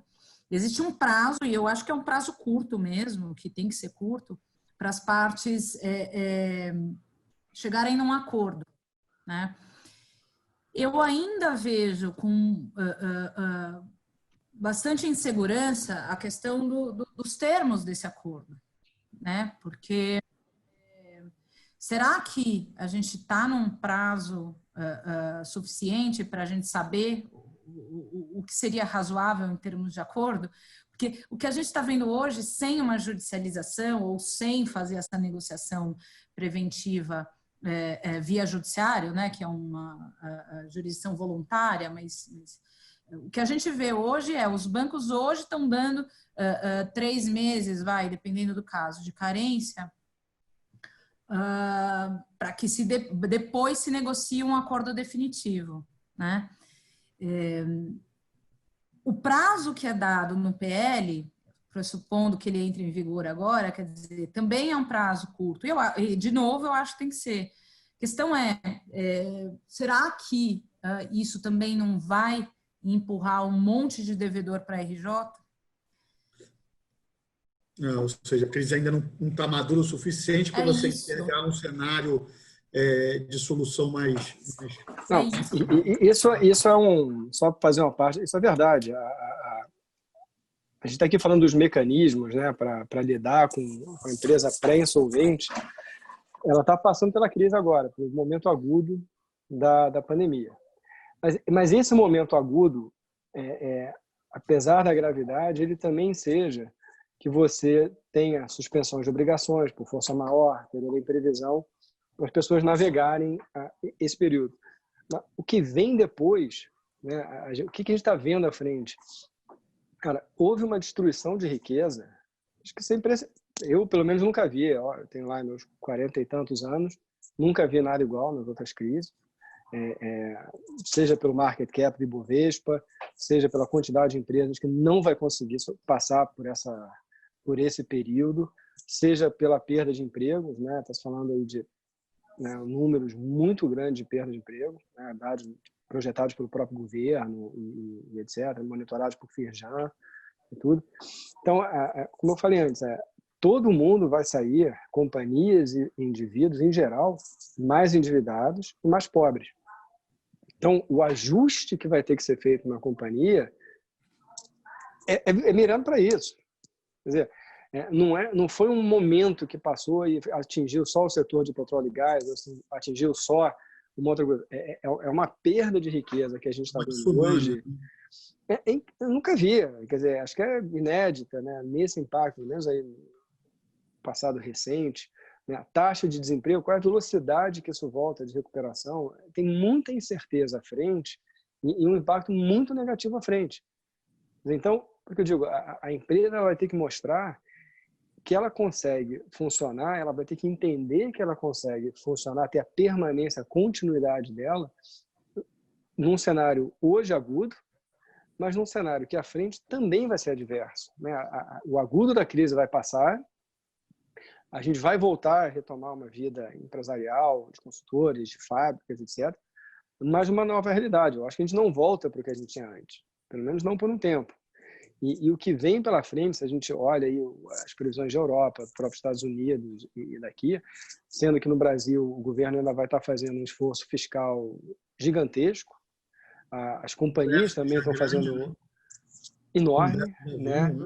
Vai ter uma questão de arrecadação importante, uma questão fiscal, uma questão de credibilidade à frente. Os empresários vão passar por isso também. Então, eu sou otimista no sentido que aquelas companhias que conseguirem se reinventar, fazer o seu dever de casa, fazerem sua reorganização, seu turnaround, buscar liquidez, elas vão ter as condições de chegar do outro lado da piscina. Agora, a outra margem da piscina vai ser diferente da anterior. Não, legal você tocar nisso, Rodrigo, porque até uma das questões que colocaram aqui, a pessoa não se identificou, mas ela falou exatamente isso, né? Que a queda da economia é um fato, é mundial, isso afeta todos, o dinheiro está baixado, o sistema está em colapso, né? Vem um novo ciclo. E aí ela pergunta aqui, por que não ousar sair da caixinha das certezas passadas? Acho que é o que a gente está tentando. A gente tem um parceiro que pronto, né? Não tem fórmula de bolo aqui. Só para você dar um exemplo, né? A gente tem um parceiro, que não é bem um cliente, que não tinha operações online. Ele entendia isso, canibalizava o produto dele, de lojas bem montadas, atendimento ao público bem montado. Ele não conversou. Em 48 horas, ele montou uma operação online. Ele não volta mais para um cenário onde ele só atenda presencialmente. Ele vai ter um mix novo, né? Eu estou pegando um exemplo simples, direto, relativamente fácil de implementar para uma série de negócios. Agora, essa vai ser uma realidade importante, né? Você, nesse cenário, você saber quem são os seus colaboradores, saber qual é o seu capital humano disponível, como disse o Dr. Thomas, isso vai ser fundamental. Não vai ter programinha, máquina que tire a gente desse problema sozinho, né? Mas eu acho que vamos ter que ter resiliência, criatividade e agilidade. Estamos num momento de incertezas, né? Tanto é que o Antônio Machado coloca aqui, né, o valor do Zoom está em alta, a gente não sabe se sustenta. Realmente, não sei se sustenta, não. O movimento parece muito pontual, né? Até as companhias aéreas estão em baixa, muitas devem quebrar, e a não ser que tenha muita intervenção governamental. Já deve estar saindo, já se falou em sair linhas de crédito específicas para isso. Aqui no Brasil deve ser uma tendência mundial. Agora, com o tempo, o problema é que a gente não sabe o tempo, acho que esse é o grande dificuldade, né? Tanto que Zeus só tomou conta do Olimpo depois que ele passou por cima de Cronos, né? Esse tempo é que é o difícil. Então, a gente não sabe aí por quanto tempo vai ficar essa situação e como ela se sustenta, né? E aí chegou uma pergunta aqui do Diego Germano. A crise parece ser uma oportunidade para a solidificação de um mercado de distressed assets. Seria uma área de interesse para fundos de investimento? De que forma se consolidariam esses investimentos nessa área? Quer falar, Fabi? Você que senta um pouco com os fundos de distressed? Eu acho que até melhor ao Rodrigo falar, porque é a área financeira, né? Mas sem dúvida nenhuma. É um mercado novo, é um mercado que tende a se desenvolver ainda mais. E é aquilo que a gente sempre vê, né? É como advogado. Advogado, em termos de bonança, M&A, emissões, né? Mercado de capitais. Em épocas de crise, recuperação judicial, insolvência, contencioso e distress da M&A também, né? Então, eu acho que sim, né? Mas eu acho que enquanto a situação estiver muito instável, né, no Brasil, eu acho que o risco vai atrair, principalmente, acho que players nacionais, né, que se voltem a esse mercado. E acho que vai ter um apagão aí, porque eu vejo que os bancos estão ainda exigindo, quer dizer, estão mais confortáveis com garantias imobiliárias, etc. e tal, e eu acho que vai sim sobrar um mercado para fundos, né? A questão é que não sei para quem, né? Porque a percepção do risco aumenta para todo mundo. Então, eu não sei se essa chega nas mãos de todos os devedores, né? Eu acho que ainda vai ter um cherry picking aí, separar o joio do trigo, né? Acho que esse comentário final da Fabiana é um comentário super importante. A alocação de capital também vai ter uma peneira, né? Não é só o crédito, mas o capital de risco também, né? Eu estava numa conversa e o exemplo que me deram é o seguinte: você sempre teve, durante muitos anos, fazendas muito baratas para serem compradas, por terras enormes, casas lindas, e você não entendia, mas por que é tão barata? Porque era insustentável. Então, o seu preço de aquisição é muito baixo, porque no final você vai botar dinheiro naquela fazenda o resto da sua vida.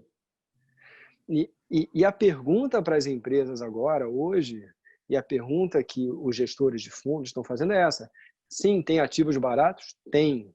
Sim, o câmbio favorece? Sim, para aqueles que vêm de fora. Estou capitalizado? Cash skin? Sim. Mas será que essa empresa, alvo, é a empresa que vai estar funcionando depois? É a empresa que está se reinventando? O que esse cara está fazendo? O que ele está fazendo diferente? O que ele está fazendo é parecido com o que outras empresas benchmark em outros mercados fizeram? Deu certo, não deu certo? Então, a gente volta para a qualidade do ativo, né? Num momento como esse, a frase da Fabiana é perfeita, é um cherry picking, né? Não vai ter solução para todo mundo, não vai ter crédito para todo mundo, não vai ter M&A para todo mundo. Agora, vai ter vencedor. Vai ter gente que vai fazer boas operações, há uma tendência para ter uma consolidação e concentração de alguns mercados. Agora, obviamente, eu vejo isso, a gente conversa muito com alguns desses fundos, com alguns desses players, está muito turvo ainda. Então, você vê conversas acontecendo, mas poucas concretizações acontecendo agora. Eu acho que isso vem um pouquinho mais para frente, quando se tiver mais clareza, olha, o cenário à frente é mais ou menos esse, essa empresa fez ou não fez o dever de casa, ou o que essa empresa fornece vai ser usado sempre, né? Pergunta aqui para o doutor Então, pode seguir. Pode seguir, né? Da Luci Monteiro aqui. Há no PL do deputado Hugo Leal uma preocupação com o colapso do judiciário. Passados os 30 dias iniciais para a empresa negociar, haveria uma segunda fase de intermediação no judiciário. Isso não traria justamente o efeito contrário, ou seja, mais trabalho para o judiciário? Um pouquinho que a Fabi já adiantou um pouco isso, né, Fabi? É que o trabalho não é igual, né? Então, eu acho que, assim, a intervenção do judiciário nessa fase de negociação preventiva, ela é mínima ainda, porque, basicamente, quer dizer, isso vai ficar a cargo dos entes privados, tá certo? Então, você tem... Tanto que a jurisdição voluntária, né? Então, assim, você simplesmente vai protocolar lá um pedido e vai voltar para casa e negociar, né? Então, eu não acho que afoga tanto. E depois, vamos lembrar, qual é a alternativa? Né? Qual é a alternativa? Negociar e negociar. Não vejo muita. De novo, você tem que apostar que você tem um negócio com continuidade. Essa é a primeira pergunta. E a partir dali você vai fazer o seu plano. Ou seja, que passada dessa onda, o seu produto vai ser consumido ou vai ser querido pela... Você tem o capital humano, você tem a estrutura, você tem os parceiros, você tem o mercado, você consegue atender esse mercado. O seu supply chain vai funcionar, né? Hoje você tem uma revisão muito grande do supply chain, né? É o troca de fornecedores estrangeiros por brasileiros, por questão do dólar, por questões geopolíticas de China, Estados Unidos. O cardápio de coisas que a gente tem que olhar hoje é muito grande. Então, por isso que eu digo, ainda não se tem uma clareza absoluta, né? Absoluta é ótimo, né? Não se tem clareza, né, do que vem aí pela frente. Essa clareza absoluta está parecendo nada da Assembleia aqui no começo do brincando aqui um pouquinho, fazer duas perguntas em uma só, o Márcio e uma outra pessoa, eles falando sobre o novo normal, né? Ou seja, aquilo para frente. Eu acho que vai acabar sendo um tema de um próximo webinar, porque a gente vai ter que discutir de uma outra forma isso. Mas eles fazem o seguinte: as empresas médias, normalmente o controle familiar, irão se adaptar a isso, que é responder, retornar, reinventar, um pouco aí, e vão ter que procurar um pouco de ajuda, né, Rodrigo, para fazer isso. Sabe que as companhias familiares, elas têm uma coisa interessante, né? Por algum motivo, às vezes elas são citadas numa conotação meio negativa. Ah, é familiar, não é profissional, não é uma companhia com governança nível B3. Por outro lado, as companhias familiares, obviamente bem geridas, né? Estou falando das empresas que funcionam de forma adequada, elas têm valor firme, que são valores passados desde o fundador e permeiam aquela sociedade, e às vezes um núcleo decisório muito pequeno. Então, várias empresas familiares têm uma capacidade de reinvenção e readequação que você às vezes não vê numa empresa grande que tem que passar por sistemas, departamentos, clearings de outras áreas, uma matriz num país fora, e onde você às vezes demora muito a tomar uma decisão. É o que a gente brinca, essa empresa é de dono ou não é de dono? A empresa de dono, às vezes, tem essa vantagem, né? Ela, talvez o que ela não tenha é a sofisticação e o acesso a determinados ouvidos, a determinadas salas de reunião que uma empresa grande teria. Mas o mercado europeu, por exemplo, é fortemente composto de empresas familiares que se reinventam aí há séculos. Né? Algumas passaram mais de século, de fato. Então, agora, meu amigo, grande, média ou pequena, vai ter que se reinventar. E nesse ponto, só complementando o que você falou e voltando ao que o Thomas falou, o que vai importar aqui agora é o valor humano. Porque, de fato, é uma característica que está sendo exigida não só das empresas familiares, mas de todos nós. Nós temos que nos reinventar. E quem não se reinventar, quer dizer, é muito provável que tenha uma seleção natural. Isso é dado, praticamente. Né? Fomos colocados nesse cenário. Então, tem que buscar ajuda, eu acho. Não só buscar ajuda, mas você precisa se reinventar, como disse o Rodrigo. E reinventar sempre tendo um cuidado, né?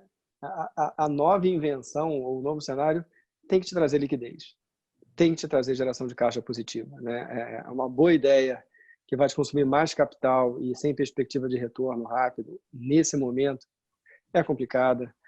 Você revisar suas linhas, você abrir mão de ideias que você tinha, de sonhos que você tinha, mas que não vão te contribuir nesse momento com liquidez, geração de caixa, com robustez de balanço, elas vão ter que ficar de lado por um tempo. Então, a liquidez e o caixa vão ser grandes bússolas para testar se as ideias são boas ou não. Chegou uma pergunta interessante que faz um pouco do link aqui que a gente está falando, um pouco de capital humano, e ficou direcionado aqui para o Rodrigo Matos. Segundo o secretário especial do Ministério da Economia, Salim Matar, a taxa de desemprego pode dobrar por conta do Covid-19, uma entrevista no dia 30 de abril. No contexto do possível novo normal, acho que essa ficou já cunhada, né, essa expressão. Com remodelação do core business da empresa em geral, como vê a evolução dessa taxa e o impacto da economia? Vamos lá. Graças a Deus, eu não sou macroeconomista para fazer essa previsão. Se o Dr. Thomas, com a experiência dele, quiser se aventurar, ou a Fabiana. Mas o que a gente vê? Fora entrar na especulação, o que de fato você vai ter agora é aumento do desemprego, queda no consumo familiar. Isso vai impactar a economia.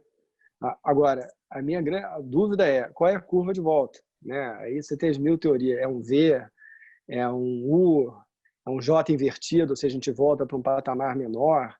É um eletrocardiograma, como acho que um consultor da Merkel falou, vai subir, vai descer, vai ter restrições, vai ter impacto negativo, vai ser com freios e acelerações. Eu não sei, mas eu não vejo a gente, de um passe de mágica, voltando para o mesmo patamar que a gente estava antes. O patamar que a gente via antes era um patamar pós-crise também, mas de subida. A gente mergulhou em outra crise. Vai ter desemprego. O consumo, como eu comentei antes, muita parte do consumo de serviços é um consumo familiar. Se essas famílias perdem o emprego, né, perdem o seu ganha-pão, isso vai ser afetado. Talvez, como a nossa base é um pouco mais baixa, né, não somos um país rico, o tombo seja menor do que em países desenvolvidos, onde o impacto talvez seja muito grande, mas vai ter um impacto. Né? Mas mais do que isso, eu não me aventuro a dizer para não falar bobagem aqui em público. Vou tentar condensar duas perguntas aqui em uma, que são interessantes, porque caminharam para o mesmo segmento aqui. Se a gente não acha que tem um perigo grande de concentração dos segmentos após essa crise, né? E aí citam aqui o exemplo dos chineses comprarem todo mundo, e condensando aqui, em alguns países já existem restrições para que a empresa não seja adquirida totalmente por investidores estrangeiros. Como é que vocês analisam isso no Brasil? Quer lá, Fabiano, não é para mim essa? Eu acho que é para todo mundo. Se o doutor Thomas quiser colocar também um pouco. Eu acho, de novo, quer dizer, acho que sim. Eu acho que existe uma tendência de concentração, principalmente num primeiro momento. Então, a gente vê, quer dizer, tudo que a gente já está vendo. Então, tem empresas como a Amazon. A Amazon teve uma valorização brutal, né? E está derrubando os pequenos negócios. Existem, inclusive, né, várias políticas para tentar não derrubar os pequenos. Mas, sem dúvida, as empresas mais fortes, quer dizer, elas têm um fôlego, e isso por si só é uma peneira natural. E, claro, que eu acredito que há uma tendência de concentração, sim, em determinados setores. E acho que merece uma atenção, sim. Acho que o assunto merece uma atenção e merece uma regulação, sim. Tá? Eu acho que daí entram até áreas que não são bem a minha, eu vou passar até para o Thomas, que deve ter uma opinião mais geral, mas concorrencial, quer dizer, entram em cena áreas que do direito devem buscar uma proteção contra uma concentração, aí, uma eliminação de concorrência. Fabiana, se me permitir aqui, é curioso, né? Quando deu aquela recessão no período Dilma, né? Eu perguntei para um amigo meu que tinha uma indústria, e perguntei para ele: e aí, como é que foi a crise? Como é que foi a recessão, a crise? Ele falou: foi ótima. Antes da crise eu tinha 18 concorrentes, agora só tenho um. Ou seja, a concentração, na minha percepção, já existe. O Brasil hoje é um mercado altamente concentrado. E eu concordo com a Fabiana aí que vai caber aí uma atuação bastante vigorosa do CAD para defender a concorrência, que está muito difícil defender no país agora, porque o nível de concentração que nós chegamos é inacreditável, né? Tá certo? O Banco Central está tomando providência aí para desconcentrar um pouco o mercado bancário. Mas você imaginar um país de 215 milhões de habitantes, com 3 bancos privados e 2 públicos, é um negócio inimaginável. Né? Eu me lembro da época que não era assim, né? que havia inúmeros bancos, aí, dezenas de bancos atuando. Aí o Banco Central adotou uma política de desconcentração. Ou seja, eu acho que isso é uma coisa de mercado a mercado, mas a concentração no Brasil já é um negócio enorme e preocupante, né? Porque sabe-se muito bem de empresas que têm monopólios aí enormes e se beneficiam dessa falta de concorrência e da dificuldade, então, de quebrar esses monopólios que foram criados. Gente, a gente já está quase 2 horas aí de webinar. Chegou a última pergunta aqui. Vou passar, que já chegou mais uma. E vou ver se a gente dá uma encerrada, porque eu acho que a gente vai ter que programar um outro webinar. Né? Eu acho que o assunto que chega aqui. O seguinte, historicamente, em alguns países, crises foram oportunas para acelerar uma agenda de privatização. Vocês acreditam que um país do Brasil, né? Sem espaço para aperto fiscal, quer dizer, já vai ser estrangulado, está passando por um estrangulamento fiscal, né? Tanto que criou aí uma PEC, saiu uma emenda constitucional do orçamento de guerra. Você conseguirá finalmente acelerar a agenda de privatizações e diminuir o seu tamanho, esse paquiderme?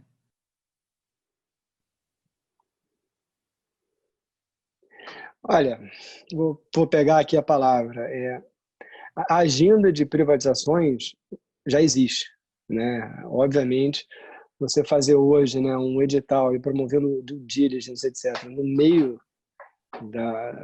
das nossas quarentenas e restrições é algo que não faz muito sentido. Agora, minha visão, tá? Ela deveria ser retomada assim como as demais reformas, né? O que o Brasil puder fazer para facilitar a vida do empresário, né? Reforma fiscal, exonerações, facilitação da burocracia, como algumas medidas já vinham acontecendo, né, são úteis, né? Uma agenda clara à frente é muito importante, né? Hoje, com o mundo inteiro em crise, os recursos procuram portos seguros, né? Você vê a alta do dólar, você tem países que vêm tendo uma agenda mais estável, mais previsível, né? A gente tem que conseguir fazer isso, né? Acho que a retomada da agenda de privatizações vai na linha, olha, eu ia fazer, suspendi, mas eu vou voltar a fazer. É um programa de Estado. Eu acho que até o próximo governante que venha, seja o atual, seja um outro, deveria seguir com a agenda. Existe uma agenda nossa aqui de país que precisa seguir, né? No campo administrativo, da desburocratização, da privatização, concessões, parcerias. Por isso que até que eu tenho um certo receio, às vezes, dessas mexidas muito grandes no legislativo, muito pontuais, para que elas não gerem efeito, no Brasil muda tudo toda hora, né? Insegurança jurídica, né? Assim, notícia ruim, o capital lida bem com ela. Eu não gosto de surpresa, né? Notícia ruim, o cenário é ruim, é complicado, você precifica e faz o deal. Não pode ter mudança de regra toda hora. Então, um caminho de estabilização, de retomada das agendas positivas aqui do país, eu acho que são úteis, deveriam sim ser aceleradas. Enfim, acho que era isso que eu podia falar sobre esse tema. Eu concordo com você, aliás, não podia concordar mais, porque eu acho o seguinte, veja, o nosso ministro da Economia, ele é liberal, ele representa o suprassumo do liberalismo, certo? Então, de fato, essa agenda, ela vinha quer dizer, num ritmo até bastante interessante. Agora, eu acho que esta crise, ela ela inverteu as prioridades nas agendas. Tanto que veja, numa toada contrária, né, à política inicial do Guedes, quer dizer, o Estado está tendo que socorrer as pessoas físicas, né? Então, o Estado voltou, ironicamente, a ser um Estado patrimonial, né? Paterno, isso que eu quero dizer, não patrimonial, paterno, né? Então, eu acho que isso precisa ser organizado antes, porque eu também vejo com receio, quer dizer, eu acho que não é momento de vender. Eu não acho que essa agenda seja dicotômica, no sentido de que a necessidade de se ajudar, de criar uma Eduardo, por preços.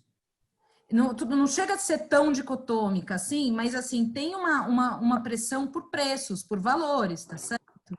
Porque a gente tem uma dificuldade de precificar hoje tudo.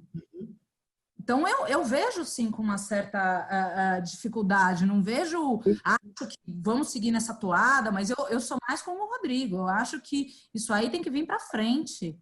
Deixa eu dar um exemplo aí, Fabi, do que está acontecendo, por exemplo, na área de saneamento, né? Metade da população brasileira não tem esgoto. E eu acho que 15 ou mais de 15% da população não tem água tratada.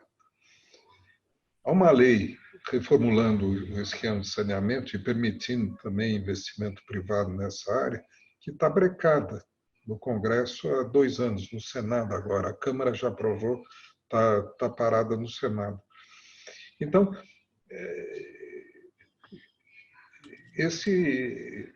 certos obstáculos são colocados de forma artificial e que afetam profundamente a produtividade e o andamento da economia.